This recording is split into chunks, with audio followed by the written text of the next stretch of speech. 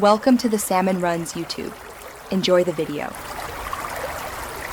Open the Start menu and type Disk Cleanup to find the tool quickly. Use the search box near the Start button and enter the words Disk Cleanup. You will see Disk Cleanup listed under Best Match or Apps in Windows. Select Disk Cleanup from the search results to launch the classic tool immediately. When Disk Cleanup opens, it will prompt you to choose a drive to scan and calculate removable file sizes.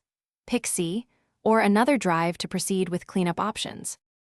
Press the Windows key plus R, then type cleanger and press Enter to run Disk Cleanup.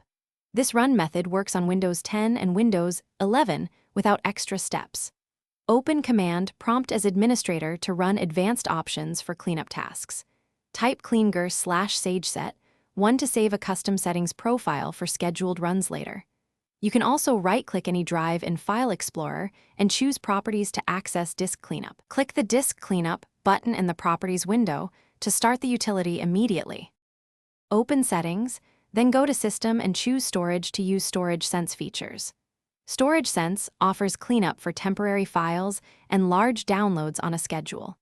In the Storage page, click Temporary Files or Configure Storage Sense to control removal settings. You can still search the taskbar and type Cleanger to find the Legacy Disk Cleanup app quickly. Use Storage Sense to delete temporary files automatically on a schedule you set for regular maintenance. Combine Storage Sense and Disk Cleanup for a more thorough cleaning routine. Thanks for watching. Consider subscribing if we helped you.